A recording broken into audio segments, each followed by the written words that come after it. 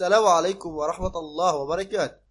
كشفت مصادر سودانية اليوم الثلاثاء أن السلطات السودانية سحبت جواز دبلوماسي من راشد الغنوشي زعيم حركة النهضة التونسية، وأن نظام البشير منح الغنوشي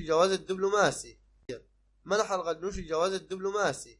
وتبين للسلطات أن البعض من هذه الجوازات تم الإتجار بها مقابل مبلغ يتراوح من بين 10,000 دولارات إلى 15,000 دولار.